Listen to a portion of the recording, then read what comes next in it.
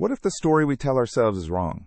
What if the cradle of consciousness was not the warm, sun-drenched savanna, but the crushing, silent dark of the abyss? Consider the possibility that our evolutionary memory, the very blueprint of our deepest fears and most profound longings, is haunted by a truth we have collectively chosen to forget. Imagine that humanity's first dawn broke not in the sky, painting the clouds in hues of orange and gold, but in the ethereal, bioluminescent glow of the deep ocean. This is not a question of biology alone, but of a kind of cosmic amnesia. Our innate fear of the depths, that primal shudder we feel when staring into black water, might not be an instinct for survival. It could be a form of forgotten homesickness, the phantom ache for a world we long ago abandoned. This is a journey into a history written not in stone but in water and pressure. It's an exploration of a past that whispers to us in our myths and our dreams, a story of an origin so alien it feels like science fiction, yet so familiar it resonates within our very bones. If the whisper of a forgotten world calls to you, and you feel the pull of mysteries that lie just beyond the edge of our accepted history, consider subscribing to follow along as we dive deeper. Our story on land, then, may not be a beginning at all, but an exile's tale. A story scrawled in the sand, forever at the mercy of a tide that ebbs and flows, a tide that remembers our true and, perhaps, aquatic name. Let us travel back in time, far beyond any recorded history. We arrive in the late Eocene epoch, approximately 35 million years ago. The Earth is a different entity, a greenhouse world without the stark white of polar ice caps. The oceans are vast, warm, and hold a geography of their own, a secret landscape hidden beneath a turquoise veil. Sunken mountain ranges, taller and more majestic than the Himalayas, claw at the darkness. Abyssal plains stretch out like sterile, silent deserts, and hydrothermal vents, like the chimneys of a hidden world, breathe a strange, chemical life into the crushing blackness. The continents are still drifting, lazy giants, shaping a remnant of Pangaea, surrounded by a single, global ocean. This is the country of our story, a planet where the most promising stage for life's next great act is not the land, but the boundless, three-dimensional theater of the deep sea. In this ancient world, life followed a slow, geological rhythm, a predictable and beautiful dance of evolution. On the swampy, humid continents, the first large mammals roamed, ancestors of rhinos and elephants, their lives dictated entirely by the sun and the changing of the seasons. The oceans, in their sunlit upper layers, were ruled by early, fearsome whales like the asterisk Basilosaurus, an apex predator in a vibrant ecosystem of sharks, countless fish, and sprawling, intricate coral reefs. Life was a clear dichotomy, a story of two separate worlds evolving in parallel, the terrestrial and the marine. The normalcy of this era was this predictable cadence, a story written in tooth and bone, where intelligence was simply measured by the ability to hunt on land or survive in the shimmering, sun-drenched waters. The deep sea, in this narrative, was considered a void, a silent repository of detritus, not a crucible for thought. But within the fossil record of this period, a profound anomaly appears, a chapter that seems to have been torn from the book of life. A lineage of early aquatic primates, previously unremarkable in their evolutionary journey, undergoes an explosive and impossibly rapid transformation. Their skeletal structures show radical adaptations, not merely for swimming, but for navigating the extreme, bone-crushing pressures of the abyss. In what amounts to a geological blink of an eye, their cranial capacity triples. For a brief, brilliant era, the deep ocean floor blossoms with tantalizing signs of their existence. Whale-fall carcasses arranged in perfect, symmetrical patterns, seabed sediment disturbed in precise, geometric shapes, and strange, resonant frequencies captured forever in the crystalline structure of deep-sea minerals, like a song trapped in glass. Then, as suddenly and as silently as it began, it all vanishes. The evidence ceases. The lineage disappears from the fossil record entirely, leaving no trace, no echo of its brief, magnificent existence. This was not an extinction event, as we understand them. There are no signs of a desperate struggle, no fossilized evidence of disease, no indication of a catastrophic environmental collapse. It is something far more unsettling. It is a perfect, complete, and silent erasure. The story simply stops mid-sentence, the ink drying on a question mark that hangs in the abyss for millions of years. The silence that follows is deeper and more profound than the pressure of the ocean itself, a void in our planet's memory. In the modern, brightly lit halls of 21st century science, this profound gap in the fossil record is known as the Pelagian enigma. It is treated with a kind of sterile curiosity, a footnote in the grand, sweeping epic of evolution. The consensus among paleontologists is that this brief, brilliant lineage of aquatic primates represents a fascinating but ultimately failed experiment. They are seen as a branch of life that became too specialized, a beautiful but fragile vessel perfectly sculpted for an environment that was itself ephemeral. The story told in textbooks is one of a dead end, an evolutionary cul-de-sac. It is a tale of a creature that gambled on the eternal stability of the abyss and lost, a fleeting spark of intelligence extinguished by a minor, indifferent shift in ocean chemistry or a subtle change in deep-sea currents. From a purely paleontological perspective, the logic is sound, almost comforting in its simplicity. Overspecialization is a common theme in the long history of extinction. A species that adapts perfectly to one narrow set of conditions becomes exquisitely vulnerable when those conditions change. The prevailing theory suggests that these deep-sea primates, with their bodies engineered for crushing pressure and their senses tuned to a world of absolute darkness, were simply unable to cope with some small, unrecorded environmental fluctuation. Their disappearance is therefore not a mystery, but an inevitability, a cautionary tale written in the silent language of bone and sediment. They are remembered not as a lost civilization, but as a biological marvel that simply could not last, a brief, beautiful flame that the indifferent ocean snuffed out. Yet this neat explanation leaves a trail of unsettling questions, like footprints that lead to the edge of a cliff and then simply stop. A typical extinction event is a messy, violent affair, a desperate struggle etched into the fossil record. It leaves behind evidence of decline, fossils showing signs of disease, starvation, or a desperate migration to new territories. The Pelagian enigma offers none of this. There are no transitional forms showing an attempt to adapt to shallower waters, no evidence of a final catastrophic die-off. The erasure is too clean, too absolute. It is less like a chapter ending, and more like a set of pages torn from the book with surgical precision, leaving a silence that feels deliberate, a void that the comforting theories of a failed experiment cannot quite fill. To find another language capable of exploring this silence, we must turn away from the microscope and the geological survey, and look instead to the stories we have told ourselves in the dark for millennia. Philosophers and mythologists offer a different lens through which to view this enigma. They suggest that myths are not merely fanciful tales or primitive attempts to explain the natural world. Instead, they could be a form of cultural fossil, a deep, inherited memory passed down through countless generations, its original meaning distorted by time but its emotional core intact. They point to the stunning ubiquity of certain archetypes, the great flood, the sunken city, the wise but terrible sea god, as evidence of a shared primordial experience that haunts our collective unconscious, a memory of a past we can no longer name.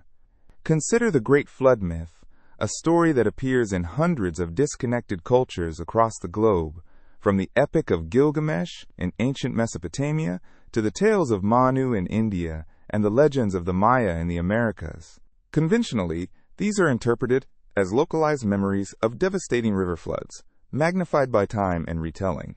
But what if they are something more? What if they are the faint, allegorical echo of a much larger, more fundamental transition? Perhaps the story of a world submerged in water is not about a punishment from the gods, but a fragmented, dreamlike recollection of an origin. A time when our entire world was water, and the emergence of dry land was not a salvation, but a profound and traumatic exile. This motif of a lost, submerged world extends beyond a single cataclysm. The dream of a sunken city is one of humanity's most persistent and powerful legends. We call it Atlantis, Lemuria, or Wise, giving it names that feel ancient and mysterious. We imagine towering spires and crystal domes resting silently on the ocean floor, a testament to a golden age of wisdom and power that was swallowed by the sea. Academia rightfully dismisses these tales as romantic fiction, pointing to the complete lack of any geological or archaeological evidence. And yet the question lingers. Why do we keep telling ourselves this same story? What is the source of this deep, unshakable feeling that we have lost something magnificent to the waves, that a part of our heritage lies sleeping in the abyss? This duality of reverence and fear is also encoded in the archetypes of our gods and monsters of the deep. In nearly every mythology, the sea is a realm of immense power, ruled by deities who are both creators and destroyers, like the Greek Poseidon or the Norse Aegir. The ocean's inhabitants, too, are often depicted with a strange and alluring intelligence, from the wise, prophetic sea nymphs to the deadly sirens, whose beautiful songs were a form of lethal knowledge, luring sailors not just to their deaths, but to a forgotten truth hidden beneath the waves. Could this complex relationship with the sea in our myths be a reflection of a fractured ancestral memory? A memory of the Pelagians, who were at once our wise progenitors and a civilization whose world we could not, or would not, inherit. And so we are left with a profound divide, a chasm between two ways of knowing. On one side stands the empirical world of science, which demands hard, physical evidence, a fossil, a tool, a ruin. It operates on the principle that what cannot be measured cannot be real, and it therefore classifies the Pelagian enigma as a curiosity, a puzzle to be solved with more data. On the other side is the intuitive world of myth and philosophy, which listens to the echoes in our stories and our dreams. It suggests that the most important truths are not always written in stone, but are sometimes carried in the whispers of our collective soul. These two perspectives stand on opposite shores, staring at the same silent, empty ocean between them. The greatest challenge to bridging this divide is the very nature of our planet. The Earth is not a passive archive. It is a living, breathing, and profoundly violent entity. The engine of plate tectonics, which shapes our continents and drives our volcanoes, is also the ultimate censor of history. The process of subduction is slow, patient, and relentless. Over millions of years, the ocean floor, the very ground that might have held the secrets of the Pelagians, is dragged down into the Earth's mantle. There, it is subjected to unimaginable heat and pressure, its story melted down into magma, its evidence erased with a finality that no book burner could ever dream of achieving. The planet itself is actively destroying its own memory. This geological erasure creates a silence that is more than just an absence of evidence. It is an active, crushing presence. Imagine the weight of the ocean, miles deep, pressing down on the seabed. Now, compound that with the weight of time, with 35 million years of sediment slowly raining down, burying everything. Each layer is a page of a book, but the pressure compacts them into a single, indecipherable mass of rock. Any delicate biological structure, any subtle arrangement of stones, any trace of a civilization that did not build with materials designed to outlast eons, would be obliterated.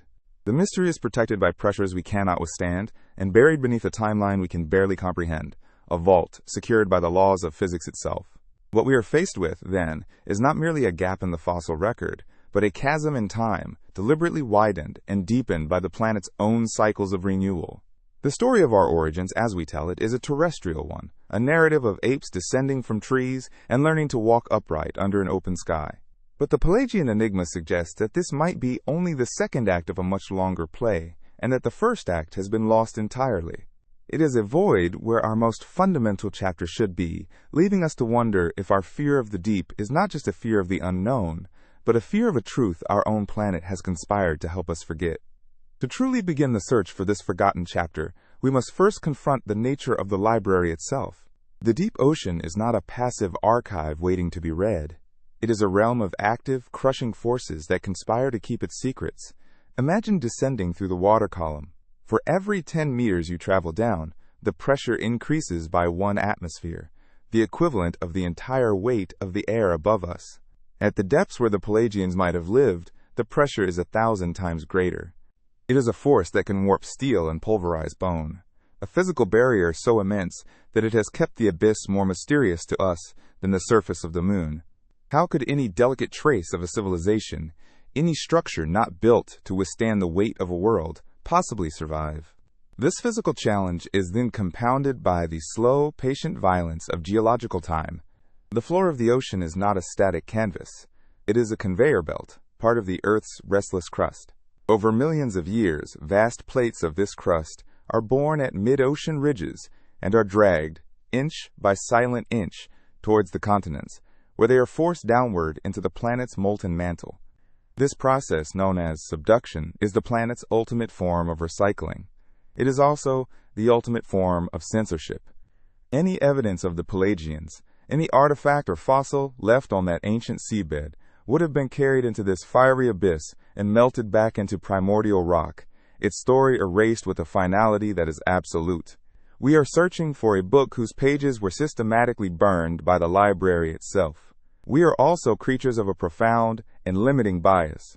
Our entire concept of civilization is terrestrial. We look for worked stone, for carved bone, for the foundations of cities and the embers of ancient campfires, because that is the story of our own ascent. Our archaeology is a search for reflections of ourselves. But what if the Pelagians never built with stone? What if a consciousness born in the three-dimensional fluid world of the abyss developed a technology that was not based on static, solid objects, but on the manipulation of biology, chemistry, and light? The search for a sunken city of spires and walls may be as misguided as an ant searching for the meaning of a symphony by analyzing the vibrations in the floorboards. Are we simply asking the wrong questions of the silence? To find a new set of questions, we might look to the fringes of our own accepted science, to ideas that hint at a different past. Consider the aquatic ape hypothesis. While widely dismissed by mainstream anthropology, it points to a collection of genuinely puzzling human traits that are difficult to explain by a purely savanna-based evolution.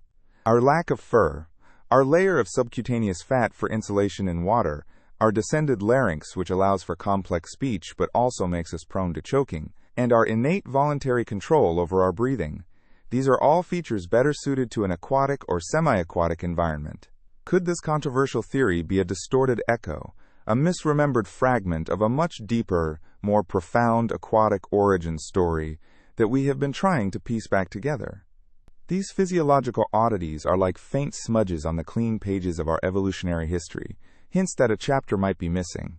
Why do human infants possess a natural diving reflex, holding their breath and opening their eyes when submerged in water, an instinct that fades as they grow? Why is our sense of smell so poor compared to other terrestrial mammals, while our vision is so well adapted to the blue-green spectrum of light that penetrates water most deeply? These are not proofs, of course. They are merely whispers, inconsistencies in the official narrative. But when collected, they begin to form a pattern, a quiet but persistent suggestion that our bodies remember a world that our minds have been taught to forget. A world of water, pressure, and silence.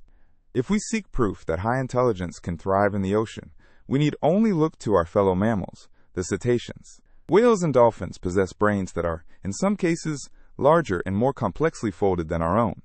They exhibit sophisticated social structures, intricate vocal communication that travels for hundreds of miles, and behaviors that suggest self-awareness, empathy, and cultural transmission of knowledge.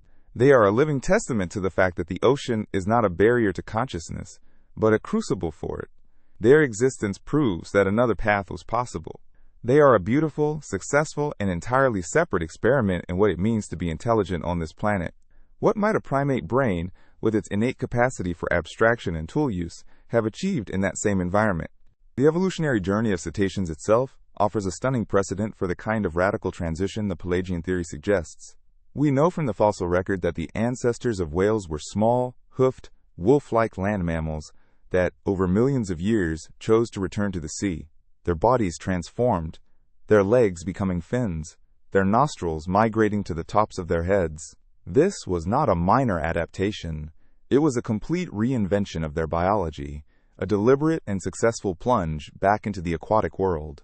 If land mammals could do this once, returning to the sunlit upper layers of the ocean, is it so impossible to imagine that another lineage, a branch of our own primate family, took that journey even further, into the silent, starlit dark of the abyss? On the deep ocean floor, in the eternal night, thousands of feet below the surface, life gathers around strange and temporary oases.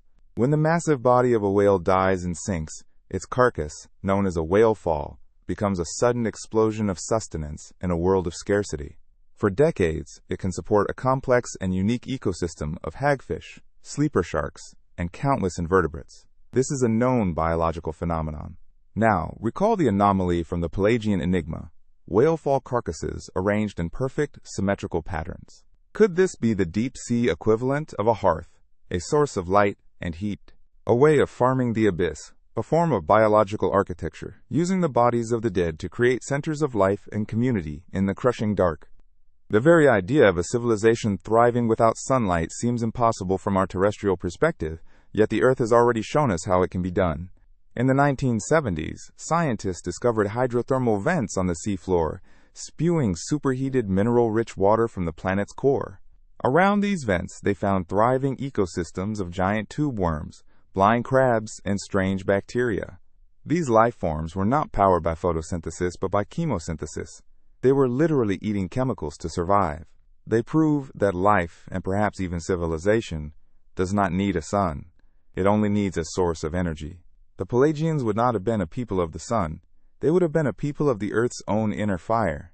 In that world of absolute blackness, communication would have followed a different evolutionary path. On land, we develop sound and sight in the open air. In the deep, life speaks a different language, the language of light. Bioluminescence is not a rarity in the abyss. It is the norm. Countless creatures produce their own light for hunting, for defense, and for mating. They flash and pulse in a silent, complex dialogue. Imagine this ability refined by a primate intelligence. Imagine a language made of shifting patterns of soft, cold light, a syntax of glowing symbols, a way of conveying complex, abstract thought through a silent, living aurora. Their stories would not have been spoken or written. They would have been illuminated. To understand the potential for a completely alien form of intelligence, we can look to the octopus. Its mind evolved on a branch of the tree of life that is utterly separate from our own vertebrate lineage. It has a distributed nervous system, with the majority of its neurons in its arms, not its brain. It can taste with its skin, change its color and texture in an instant, and solve complex puzzles. The octopus is proof that consciousness is not a single, linear destination. It is a phenomenon that life can arrive at through wildly different paths. The Pelagians as primates would have been our relatives, but their minds, forged in the abyss, might have become as wonderfully alien to us as the mind of an octopus. This forces us to confront a fundamental question. Does intelligence always lead to the same outcome? We associate consciousness with building, with conquest, with technology that leaves a permanent scar on the landscape. This is our model. But what if that is just one possible expression of a mind, perhaps even a brutish and primitive one? What if a different kind of intelligence, one born into a state of near-weightless, three-dimensional freedom, would seek not to dominate its environment, but to integrate with it, to become a part of the system, not a master of it? Perhaps the Pelagians never left ruins because their greatest creations were not objects, but relationships, with the water, with the life, and with the planet itself. When we search for extraterrestrial intelligence, we scan the stars for radio signals, for techno-signatures that betray the presence of a civilization like our own. We have been listening for a faint whisper from across the light years, but perhaps we should have been listening for a different kind of signal from the crushing dark beneath our feet. The Pelagian enigma suggests we should be searching not for techno-signatures, but for biosignatures, anomalous patterns in the genetic code of deep-sea life, ecosystems arranged with an unnatural symmetry, or rhythmic pulses of bioluminescent light that betray a grammar and a purpose. The evidence might be all around us, not as a fossil, but as a living, breathing message we lack the senses to perceive. The great, silent counter-argument to all of this speculation is, of course, the fossil record. The story of life on Earth is written in bone and stone, and that record is mute on the subject of the Pelagians.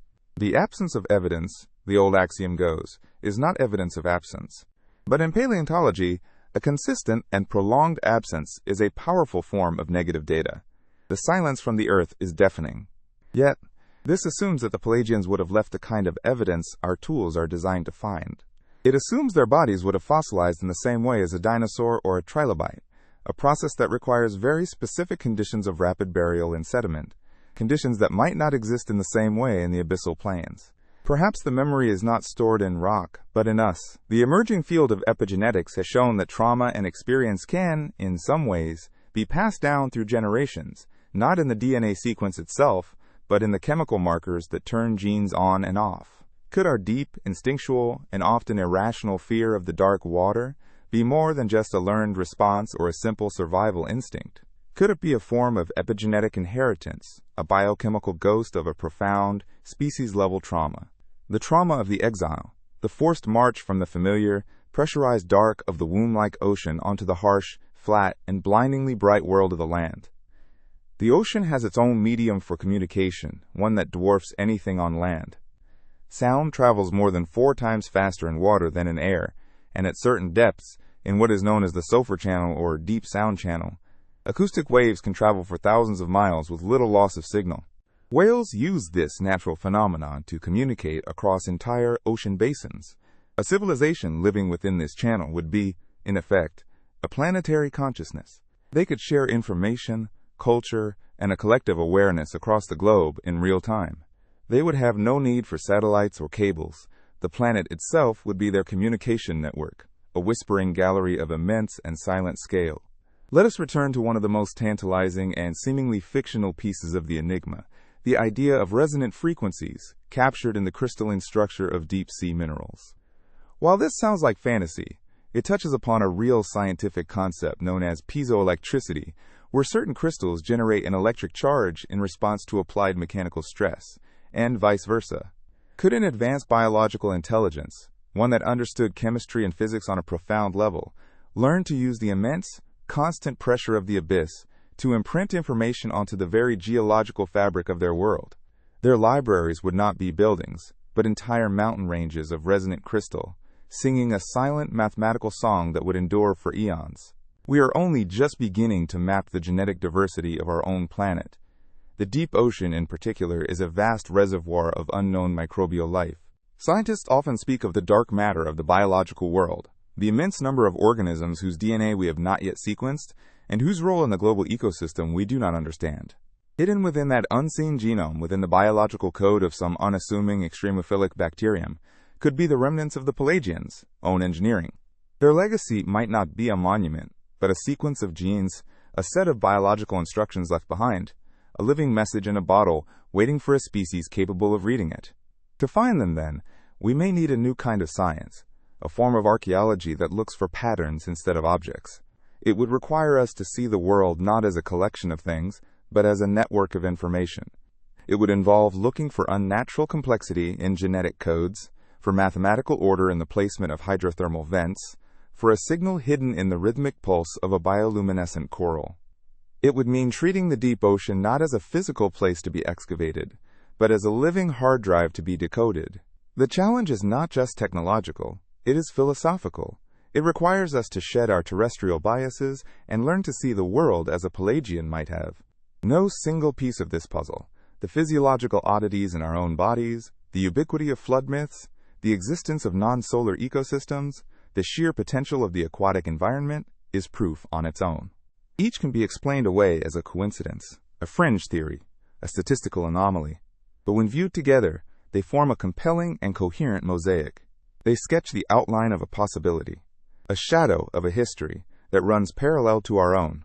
They suggest that the story we tell ourselves, the one that begins with an ape standing upright in the grass, might not be the whole story. It might just be the part we are comfortable remembering. And so, the scientific inquiry leads us back to a place of deep, contemplative mystery. We have the tools, the submersibles, the genetic sequencers, the geological sensors, to probe this silent world. We can collect the data, analyze the minerals, and map the seafloor. But the ultimate barrier may not be the pressure, or the darkness, or the vastness of time. The ultimate barrier may be the limits of our own imagination. Do we possess the ability to recognize a form of intelligence so profoundly different from our own? As we stare into the abyss stares back, and in its silence, it poses the most fundamental question of all. Do you remember me? The story of our past, as we write it, is a book with clean, linear chapters. We move from stone to bronze, from fire to the wheel, in a steady, comprehensible march of progress. Yet, scattered throughout this neat and tidy narrative, are footnotes that refuse to make sense, anomalies that feel like misprints from another book entirely. These are the ghosts in our historical machine, the artifacts and ideas that appear, fully formed, with no apparent origin. They are like strange, beautiful shells found in the middle of a desert, speaking of a sea that has long since vanished. They force us to ask a disquieting question. Are we the sole authors of our own story, or are we merely working from a set of fragmented, half-remembered notes left by someone else? Imagine history not as a straight line, but as a vast, circular shoreline. Most of what washes up is familiar, the driftwood of known cultures, the sea glass of forgotten empires, but every so often, the tide brings in something impossible. A piece of machinery with gears too fine, a map of a coastline that shouldn't exist, a word in a language with no family. We collect these objects, label them unexplained, and place them in the quiet, dusty museums of our knowledge. We treat them as curiosities, aberrations. But what if they are not aberrations at all? What if they are messages in a bottle, sent adrift from a sunken continent of memory, the only surviving relics of the Pelagian world, warped and weathered by their long journey through time to reach us? Consider the civilization of Sumer, which erupted into the fertile crescent of Mesopotamia over 6,000 years ago. They appeared on the world stage not with the hesitant first steps of a nascent culture, but with the confident stride of a mature one. They possessed a complete system of writing, a complex legal code, a sophisticated understanding of astronomy, and a mathematics based on the number 60, a system we still use to measure our minutes and our hours. The official explanation is that they invented all of it in a sudden, unprecedented burst of genius. But it feels less like an invention and more like a transcription, a frantic effort to write down a vast, pre-existing library of knowledge before it faded from memory completely. Could it be that the Sumerians were the first generation of the exiles to truly settle? Perhaps their cuneiform tablets were not a new creation, but a desperate translation. They were attempting to capture the fluid, multidimensional concepts of a bioluminescent aquatic language into the rigid, two-dimensional medium of scratches on wet clay. Their astronomical charts, which mapped the heavens with such precision, might have been a way of trying to find their bearings, a homesick people staring up at a strange new sky, trying to overlay it with a memory of star charts that were meant to be read through 1,000 feet of water. Their knowledge was not a beginning. It was an echo, a beautiful and tragic summary of a world they had already lost. We see a similar ghost in the deserts of Egypt and the impossible engineering of the Giza Plateau. For centuries, we have marveled at the mathematical precision of the Great Pyramid, its alignment to the cardinal direction so perfect that it defies the supposed technological limits of its time. We ask, how did they build this? But perhaps the more important question is why? Why this obsession with permanence, with building an artificial mountain of stone designed to last for eternity? From a terrestrial perspective, it is a tomb, a monument to a king's power. But from the perspective of a people haunted by a memory of a world that was fluid and ever-changing, it might be something else, a psychological anchor. It is an act of profound defiance against the impermanence they had been cast into. The civilization that once built with living biology and flowing currents would be terrified by the decay and erosion of the land. The pyramid, then, is not just a tomb, it is a statement. It is an attempt to create a single point of absolute stability in a new world that felt frighteningly fragile and chaotic. Its celestial alignments are not just for religious purposes. They are an attempt to recalibrate a lost sense of direction, to pin their new reality to the only constants they could perceive, the distant, silent stars. It is the architecture of a species suffering from a planetary form of vertigo, trying to find their footing on solid ground. This pattern repeats itself across the globe, a trail of intellectual breadcrumbs that lead nowhere. In the wreckage of a Roman-era ship, we find the Antikythera mechanism, an astronomical calculator of such breathtaking complexity that its geared technology would not be seen again for another 1,500 years. It is an orphan, a machine born centuries before its time, with no known parents or siblings. We see it as a product of isolated Greek genius. But what if it is another act of translation? What if it is a clumsy, mechanical attempt to replicate a form of computation that was once biological? A machine of bronze and wood, trying to mimic the function of a nervous system that could calculate the tides and the stars by instinct. These anomalies are like the phantom limb pain of our species. We feel the presence of a knowledge that is no longer there. The Nazca lines of Peru, enormous geoglyphs of animals and geometric shapes etched into the desert floor, are a perfect example. They are so vast they can only be properly seen from the sky. The conventional mystery is who they were for. But what if they were not meant to be seen in the visual sense at all? What if this was an attempt to recreate a lost science, a form of resonant or telluric engineering? Perhaps the lines were designed to interact with the Earth's magnetic field, or to channel subtle ground vibrations, a technology of harmony rather than a technology of force. It is art that speaks a scientific language we have forgotten how to hear. Anomalies like this suggest a story written between the lines of our own. If you feel drawn to deciphering these hidden messages and exploring the history that lies in the shadows, consider subscribing to continue the journey with us as we piece together the fragments of this forgotten world. Each unanswered question is another clue, another whisper from the deep, reminding us that the world we think we know is perhaps only the surface of a much older, much stranger reality. The greatest mysteries are not in the stars above, but in the silent, historical abyss that lies beneath our very feet, an ocean of forgotten time that connects us all. Let us consider the metaphor of a dream. Imagine waking from a profoundly vivid and complex dream, one with its own rules, its own physics, its own language. As you wake, the dream begins to dissolve. You desperately try to hold on to it, to describe it to someone, but the words feel crude and inadequate. You can only capture fragments, a strange color, a powerful emotion, the ghost of a beautiful melody. Our ancient history feels like this. The sudden bursts of inexplicable wisdom, the out-of-place artifacts, the monumental feats of engineering. These are our attempts to describe the dream of the Pelagian world using the waking language of stone, metal, and mathematics. This idea is even embedded in our languages.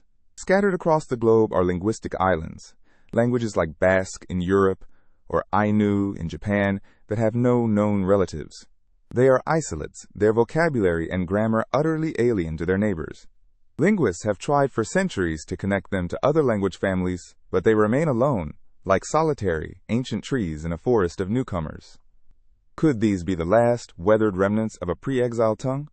A language that evolved not to describe the static world of mountains and trees, but the dynamic, three-dimensional world of pressure, current, and light. A language whose core concepts are now untranslatable.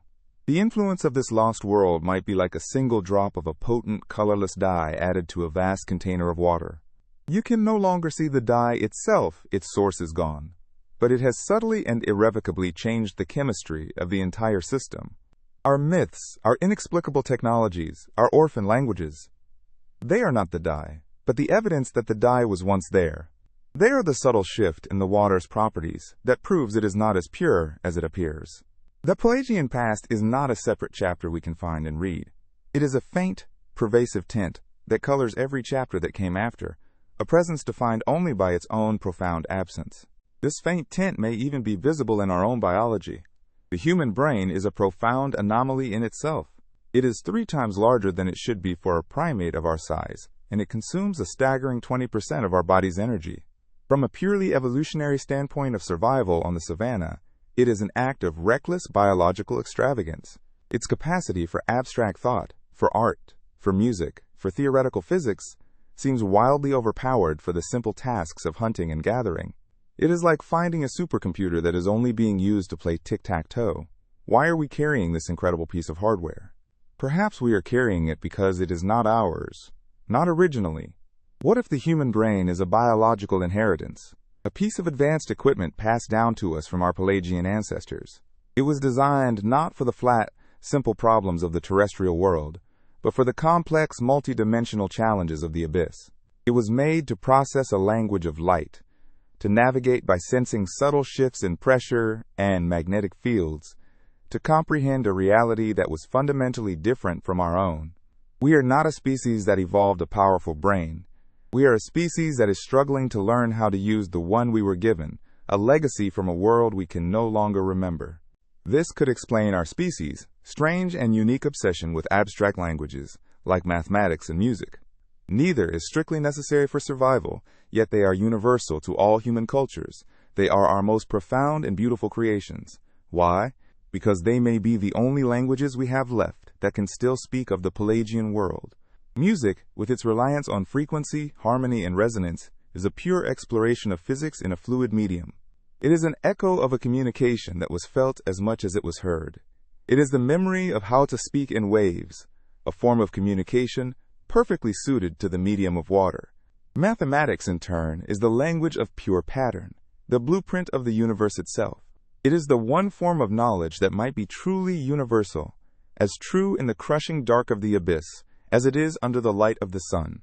Our drive to discover its secrets, to map its elegant and hidden structures, might be a deep, instinctual attempt to recover the source code of our ancestral world.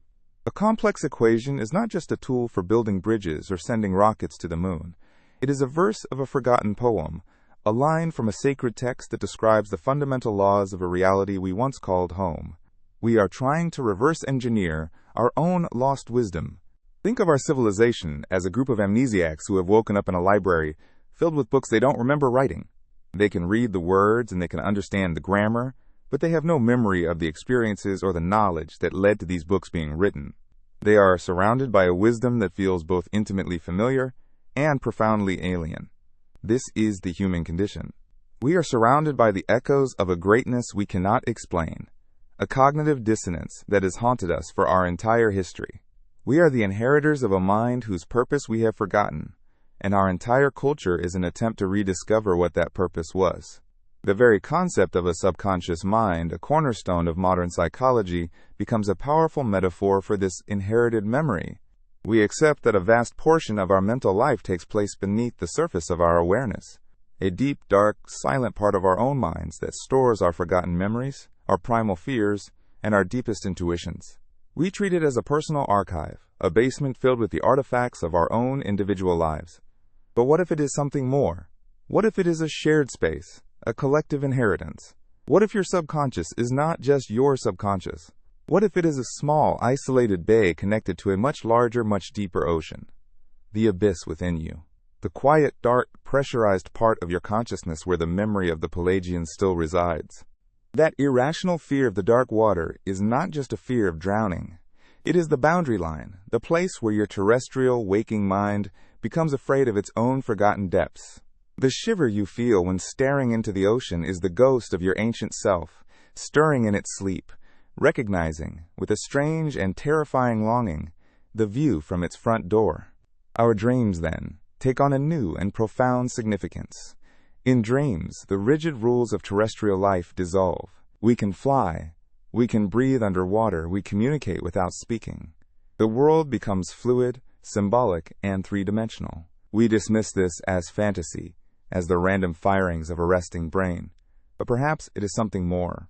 Perhaps dreaming is the only time our modern minds are quiet enough to hear the whispers from our own internal abyss. It is our brain, for a few hours each night, attempting to reboot itself using its original, aquatic operating system.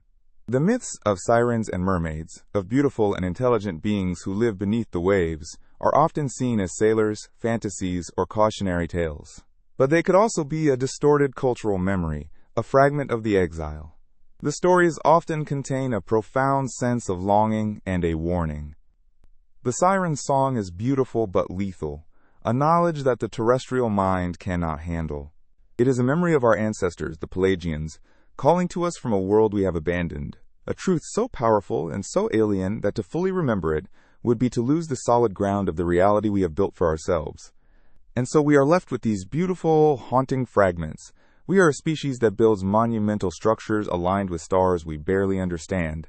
We carry a brain whose full capacity we cannot seem to unlock. We speak in languages that contain the ghosts of older, forgotten tongues. We are haunted by universal myths of a great flood and a sunken world. We are a walking, talking collection of anomalies, a living testament to a history that has been erased but not entirely forgotten. The evidence for the Pelagians is not in the ground beneath our feet, but in the very fabric of who we are. We are the last and most mysterious of the out-of-place artifacts. If the story of our past is a book with missing pages, then we must now become its authors. We must move beyond the tangible evidence, beyond the fossil and the sediment, and into the realm of reasoned speculation.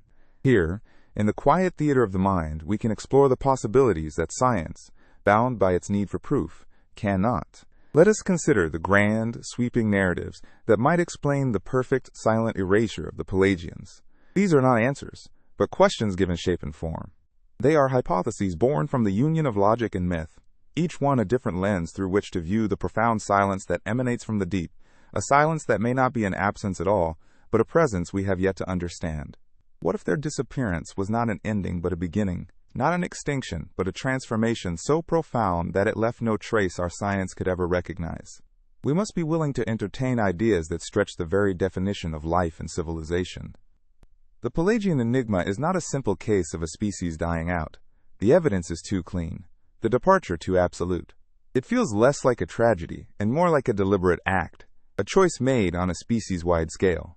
To solve a mystery of this magnitude, We must be prepared to imagine a destiny for them that is as complex, as alien, and as beautiful as the abyssal world that gave them birth. The simplest explanation may be the most comforting, but it is rarely the one that captures the whole truth. Let us first explore the most intimate, and perhaps the most tragic of these possibilities, the story of the Great Exile. In this scenario, the Pelagians did not vanish from the tree of life. They were simply forced onto a different branch, our branch. Imagine a subtle but catastrophic change in their world. Not a meteor strike or a volcanic eruption, but something quieter, more insidious. A gradual shift in the ocean's salinity, a change in its deep water currents, or perhaps a fluctuation in the planet's magnetic field, which they relied upon for navigation and communication. Their perfectly adapted world, a cradle of pressure and darkness that had felt eternal, became slowly, irrevocably hostile. Their paradise had begun to poison them, leaving them with an impossible choice. The journey from the abyss to the shore would have been a trauma of unimaginable proportions. It was a flight from a three-dimensional world of fluid grace into a flat, brutal, two-dimensional world governed by the harsh tyranny of gravity. Their bodies, built for the gentle, crushing embrace of immense pressure, would have felt agonizingly heavy and fragile. Their senses, tuned to the subtle language of bioluminescence and sonar, would have been assaulted by the raw, unfiltered glare of the sun and the chaotic noise of the open air. This was not a migration. It was an expulsion. It was the tearing of a consciousness from its natural element, an event so violent it would scar the very memory of the species for all time. If this is true, then we are the children of that exile. Our entire terrestrial civilization is a monument to that trauma, a desperate, millennia-long attempt to recreate the stability and interconnectedness of the world we lost. Our fear of the deep is not a simple instinct. It is a phantom pain, a genetic memory of the gates of our Eden closing behind us forever. Our longing for meaning, for connection, for a sense of belonging in the cosmos, is the homesickness of a species that knows, on a level deeper than thought, that it is not living in its true home. We are the survivors, washed ashore onto a strange and alien continent, spending our entire history trying to remember the name of the ocean we once called home. Our intelligence, then, is both a gift and a curse from that lost world. It is a powerful tool that allowed us to survive and eventually master this harsh terrestrial environment. But it is also a constant, nagging reminder of what we once were. Our capacity for abstract thought, for art and music, feels so out of place in a world of simple survival because it was never meant for this world. It was meant for a reality of pure pattern, of resonant frequencies, and illuminated grammar. We are like brilliant musicians who have lost their instruments, left with only the memory of the music, a beautiful and haunting melody that we can no longer play, a song that explains everything. This exile hypothesis paints a picture of humanity as a species defined by a profound and forgotten loss.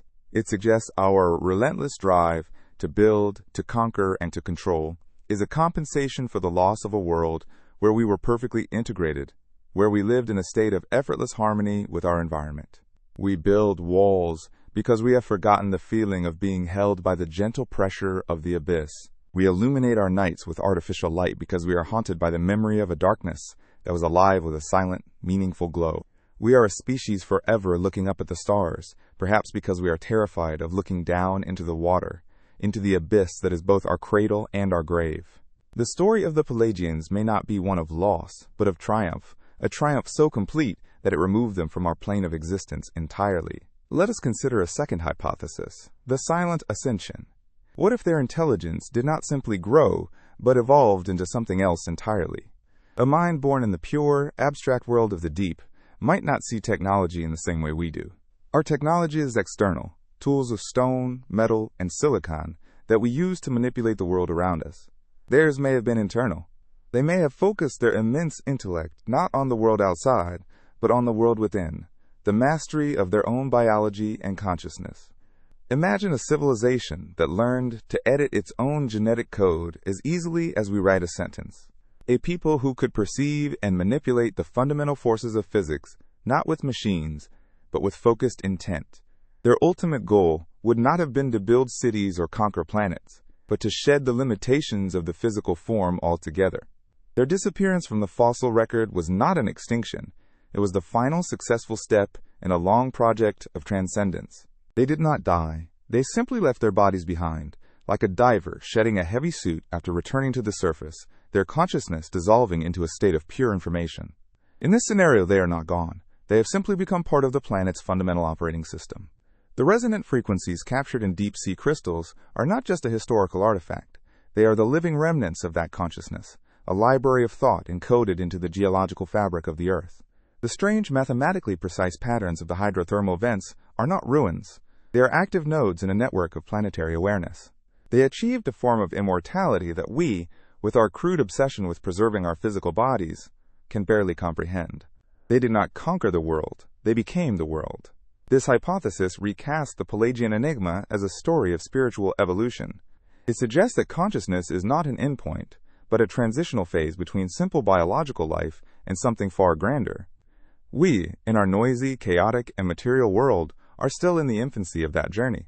The Pelagians are the silent, invisible adults in the room, a presence we might occasionally feel in moments of deep intuition or profound connection with nature. They are the ghost in the machine of the planet itself, a silent, dreaming mind that holds the oceans and the continents in a single, unified thought. Their silence is not emptiness. It is the quiet hum of a perfectly functioning system. Perhaps our own consciousness is a faint echo of theirs, a dormant seed of the same potential. Our spiritual traditions, with their focus on meditation, transcendence, and the dissolution of the ego, might be a subconscious attempt to follow their path. We are trying to remember the steps of a dance our ancestors perfected eons ago. The goal is not to build a better machine, but to become a better thought. The Pelagians in this view are not a lost civilization to be found, but a state of being to be achieved. They represent the ultimate potential of life on this planet, a silent promise of what we too could one day become if we learn to listen to the quiet wisdom of our own inner abyss. This path of ascension offers a profound, if humbling, perspective on our own place in the cosmos. It suggests that our frantic search for meaning in the external world, in wealth, in power, in knowledge, is ultimately misguided. The Pelagians found their answers by looking inward, by realizing that the universe they sought to understand was not outside them, but was a reflection of their own evolving consciousness. Their final act was not one of building a monument to be seen, but of becoming a truth to be experienced. They are the ultimate quiet achievers, a civilization whose greatest accomplishment was to disappear perfectly, leaving behind nothing but a beautiful and enduring mystery. But what if the catalyst for their incredible transformation was not internal, but external? Let us entertain a third, more unsettling hypothesis, the story of first contact. The explosive leap in their cranial capacity, happening in a geological blink of an eye, is profoundly anomalous. Evolution, even in the most ideal conditions, is rarely so swift and so targeted. Perhaps the Pelagians did not achieve this transformation on their own. Perhaps they had help. Imagine an object from another world, a probe or a vessel from an ancient spacefaring civilization, crashing into the deep Pacific Ocean 35 million years ago, its mission ending in failure. But the vessel was not inert. It carried with it a payload, perhaps a sophisticated artificial intelligence, or a library of genetic information, or even dormant alien microbes. In the crushing dark of the abyss, this alien influence found a fertile ground in the nascent minds of a curious lineage of aquatic primates. What followed was not a natural evolution, but a guided one, an artificial uplifting. The Pelagians became an experiment, their intelligence nurtured and accelerated by a silent, alien benefactor lying dormant on the seafloor. Their unique abilities, the manipulation of bioluminescence, the understanding of resonant frequencies, were not their own inventions, but lessons taught to them by a dead or dying machine. Their brief, brilliant civilization was a beautiful but fragile flower, cultivated in an alien greenhouse. And their sudden disappearance can be explained in two ways, each equally chilling. Perhaps the experiment was concluded. Their alien benefactors, having learned all they could, simply shut it down, erasing their creation as cleanly as a scientist wiping a hard drive. Or perhaps the experiment was a success. The Pelagians, having reached a certain threshold of intelligence and understanding, were deemed ready and they were taken. Their disappearance from the fossil record is the result of a silent, mass abduction, a harvest of an entire civilization, lifted from the ocean and taken to the stars, leaving no trace behind.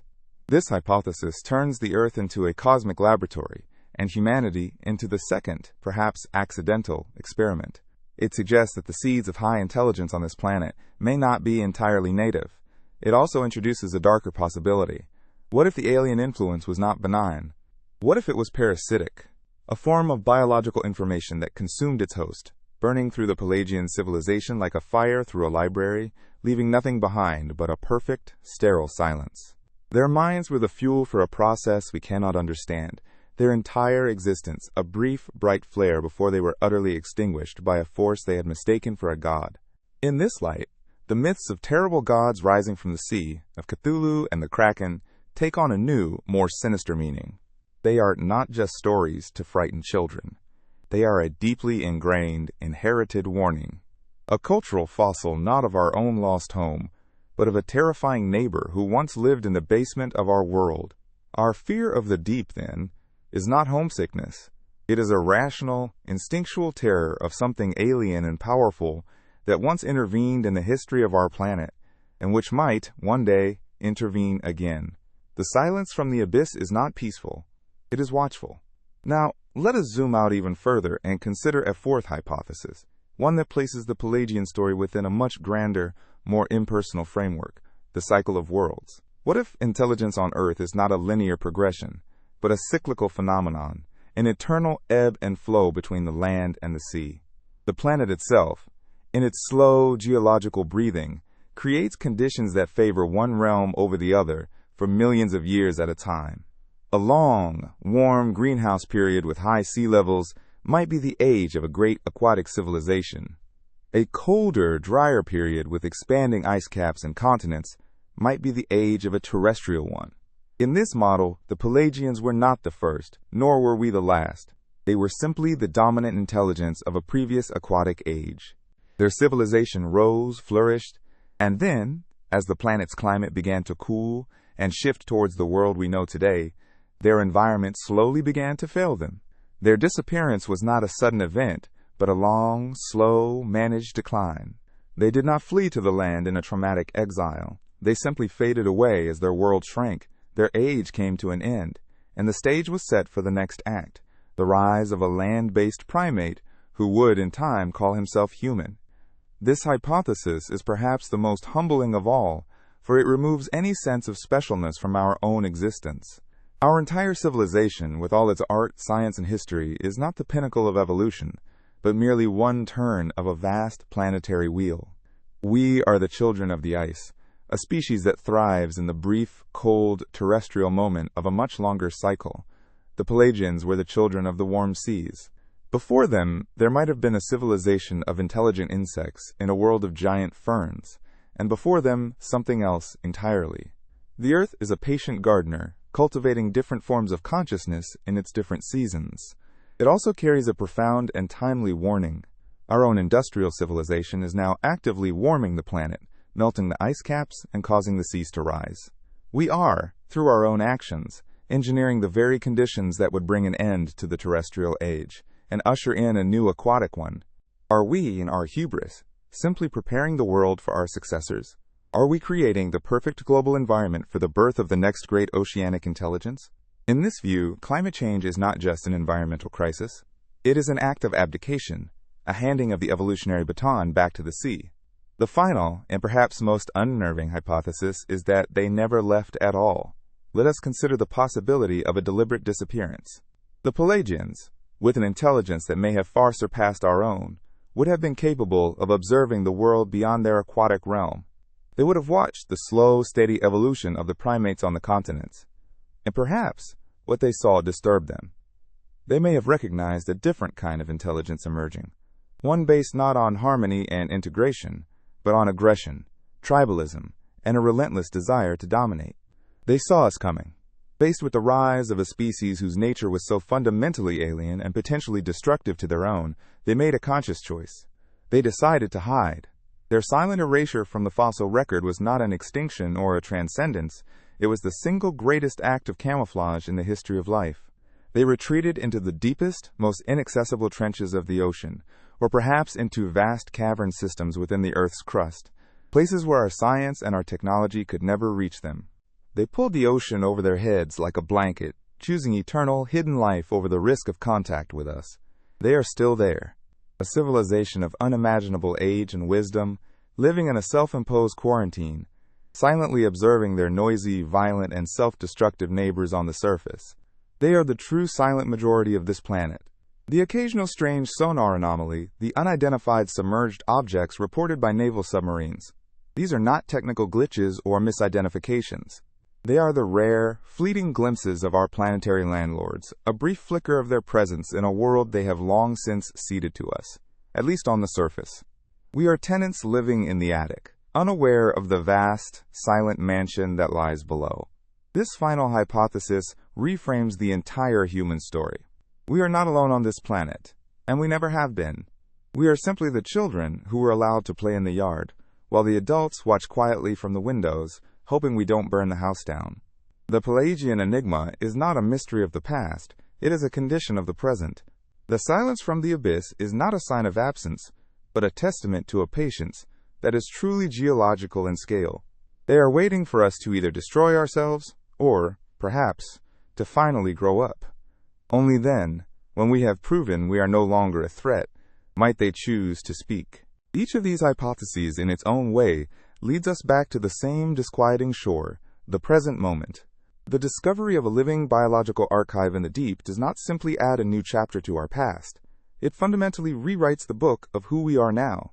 It is a mirror held up to our species, and the reflection is not the one we have so carefully constructed. We see, not a master of the planet, but an amnesiac orphan, haunted by the ghost of a world we can feel but cannot name. Every aspect of our existence, our art, our science, our fears, our aspirations, is suddenly cast in a new and deeply melancholic light. The Pelagian enigma ceases to be a question about a long-dead primate and becomes a question about us. Our entire concept of progress is thrown into turmoil. We have measured our ascent by the cities we have built, the technologies we have forged, and the dominion we have established over the natural world.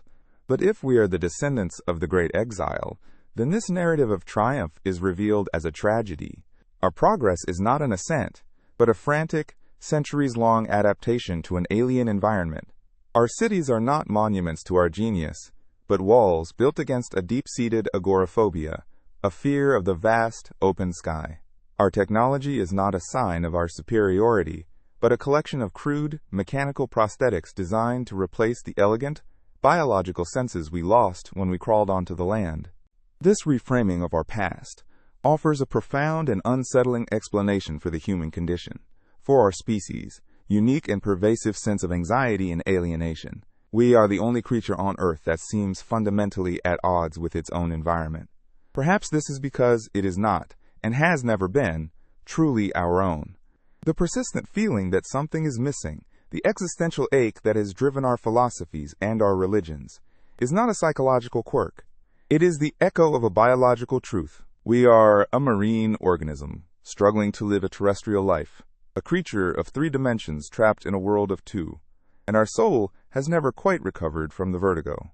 The burden of our own intelligence is also recontextualized. The human brain, with its extravagant energy consumption and its seemingly overpowered capacity for abstract thought, is no longer a miracle of savanna evolution. It is a legacy system, a piece of inherited hardware we barely know how to use.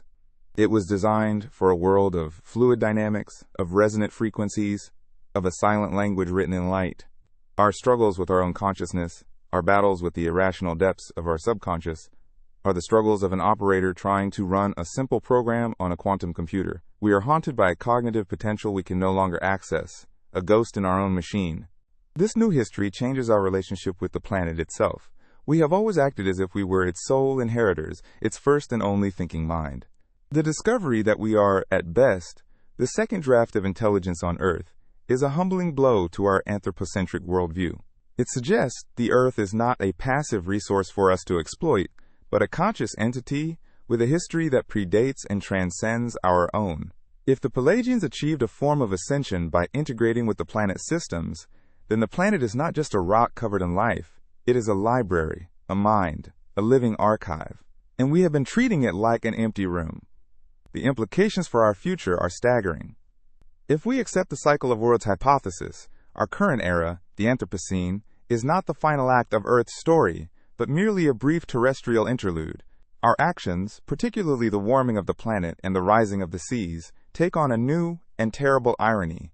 We may be, unconsciously, preparing the world for our successors. We are melting the ice that defined our age and flooding the continents, creating the very conditions for a new global ocean, a new aquatic age. We are not destroying the world. We are simply renovating it for the next tenants, driven by a deep instinctual homesickness to turn the world back into the home we lost. If the Pelagians never left, if they are still here in a state of deliberate, silent observation, then our position is even more precarious. We are not the masters of this world. We are the noisy, unpredictable children who have been allowed to run wild. Our nuclear weapons, our environmental destruction, our tribal conflicts, all of these are being watched. This hypothesis introduces a profound sense of accountability. The silence from the abyss is not one of emptiness, but of judgment. We are being tested, and our actions have consequences on a scale we have never imagined. We are not alone, and our solitude was only ever an illusion born of our own lack of perception. This changes the nature of our search for meaning. For millennia, we have looked to the heavens, to the stars, for answers, for gods, for a sign that we are not alone. This new perspective suggests our search has been misdirected. The greatest mystery, the most profound intelligence, the closest thing to a god we might ever find, is not in the sky above, but in the water below. Our spiritual quests, our drive for transcendence, our desire to connect with something larger than ourselves, might be a misremembered instinct. It is the biological imperative of a lost child to find its parent, to return to the planetary consciousness from which it was severed. The revelation forces us to confront the possibility that we are not who we think we are. If the first contact hypothesis holds any truth, then our very DNA may carry the fingerprint of an alien intervention. Our intelligence, our consciousness, the very spark that we hold so dear, might not be entirely our own creation. It could be a gift, an experiment, or a curse left behind by a visitor who passed through our world eons ago. We are a living artifact, a biological anomaly, whose origins lie not just in the depths of our own planet, but perhaps in the depths of interstellar space. Our story is not just an Earth story, it is a cosmic one. Ultimately, this discovery shatters the linear, progressive narrative of history that has defined Western thought. There is no simple line from the past to the future. Our history is a fragment, a broken piece of a much larger, more complex mosaic. We are a civilization with amnesia, living in the ruins of a memory. This realization does not offer easy answers. It offers a profound and necessary humility. It asks us to stop talking and to start listening, to the planet, to our own instincts, to the whispers and echoes that resonate in our myths and our dreams, for they may be the only histories we have left. This forces us to make a choice. We can continue on our current path, ignoring the whispers from the deep, clinging to the comforting story of our own uniqueness and mastery until our terrestrial age comes to its inevitable, self-inflicted end. Or we can choose a new path. We can begin a new kind of exploration, not one of conquest, but of communication. We can turn our incredible intelligence, that ancestral gift from the abyss, towards understanding the living, thinking planet beneath our feet. We can try to learn the language of the deep, and, perhaps, begin the long, slow process of reconciliation. Imagine the scientist, late at night in the laboratory, bathed in the soft, rhythmic glow of the bioengineered bacteria on her monitor. The light pulses with an alien grammar, a message from 35 million years in the past. She looks at the screen, then down at her own hands, at the 5 fingers designed for grasping tools and shaping clay. And for the first time, she sees them not as the pinnacle of evolution, but as a compromise. She feels the ghost of a different appendage, a fin or a webbed hand, an ache for a dexterity suited not for the solid world, but for the fluid one. In that moment, the entire human story collapses into a single, silent, personal realization. The silence from the abyss is no longer empty. It is not the silence of a void, but the silence of a presence. It is the quiet of a vast and patient mind, a consciousness that measures time in geological epochs. It is a silence filled with the weight of all that we have forgotten, and all that we might, one day, remember. It does not offer us threats or promises, only a single profound truth. We are a part of a story far older, far deeper, and far stranger than we have ever allowed ourselves to believe. The world is not what we thought it was, because we are not who we thought we were. We are left floating in a new and unfamiliar ocean of questions. The search for the Pelagians is no longer an archaeological dig. It is a journey into the abyss of our own identity. We must learn to navigate by a new set of stars, not the ones in the sky, but the ones that glow in the deep, the bioluminescent memories of a world that is both our cradle and, perhaps, our destiny. The path forward requires a courage not to conquer, but to surrender our arrogance, our certainty, and our belief that we are the only voice in the long, silent conversation of this world. And so, we stand at the edge of the water, no longer as masters, but as prodigal children. The tide washes over our feet, the same tide that shaped our distant ancestors, and it whispers a question that has been waiting for millions of years to be asked. We have spent our entire history asking if we are alone in the universe, a question born of looking up into the empty darkness of space. What if the true question, the one that changes everything, has always been much closer? What if we have never, for a single moment, been truly alone on our own world? We began with a simple question, a gentle disruption of the story we tell ourselves. What if our history is inverted? What if our fear of the deep is not a fear of the unknown, but a deep, cellular memory of a home we can no longer reclaim? After journeying through the silent eons, through the pressures of geology and the whispers of myth, we find ourselves standing on a shore of profound uncertainty. The narrative of humanity as the conqueror of a wild planet dissolves like a sandcastle in the rising tide. In its place is a more fragile, more poignant story, the tale of an exile, a species haunted by the ghost of a three-dimensional, aquatic race, forever trying to find its balance on the harsh, flat ground of a world that was never meant to be its final home. The silence from the abyss, once a symbol of emptiness, is now resonant with meaning. It is the quiet of a patient observer, the stillness of a living library that holds the original manuscript of our own consciousness. The ocean is no longer a mere geographical feature, a vast expanse of blue on a map to be crossed or exploited. It has become a character in our story, perhaps the central character, a cradle that remembers the shape of us before we had bones strong enough to stand, a mind that holds the memories we were forced to abandon. Every wave that breaks upon the shore is a word in a language we have forgotten how to speak, a rhythmic reminder that the planet's deepest thoughts are not written in stone, but in water. This journey, then, does not end in the crushing dark miles beneath the Pacific, but in the quiet, private abyss within each of us. The Pelagian enigma is not a fossil to be unearthed. It is a part of our own psychological and biological inheritance. It is the source of the inexplicable sadness in a piece of music, the longing for a world we have never seen in a dream of flying, the shiver of recognition we feel when we stare into the deep, dark water. We are the living artifacts. The mystery is not out there, waiting to be solved. It is in here, in our own complex minds, in the silent, pulsing data of our DNA, a ghost in our own machine, patiently waiting to be acknowledged. And so we are left not with answers, but with more beautiful and fundamental questions. If our progress is a compensation for a forgotten loss, what does it truly mean to advance? If our consciousness is an echo of an older, more integrated form of thought, how do we begin to listen to the wisdom encoded in our own biology? We look up at the stars and ask if we are alone, but perhaps the more urgent question has always been beneath our feet. What is our responsibility to the silent, watchful intelligence that shares our world, the intelligence from which we may have been born and to which, in the long, slow cycle of the earth, we may one day return? We stand at the edge of the world, where the land gives way to the sea, and we finally understand that this is not a boundary, but a seam, a place where two worlds touch. The story of humanity is no longer a monologue, but a dialogue we are only now beginning to hear. The pulsing light from the abyss continues its slow, rhythmic beat, a signal across 35 million years of silence. It does not demand a response, for it is not a question directed at us. It is a heartbeat. And in the quiet space between each pulse, we find ourselves listening, not for an answer from the deep, but for the faint, familiar echo of our own forgotten name.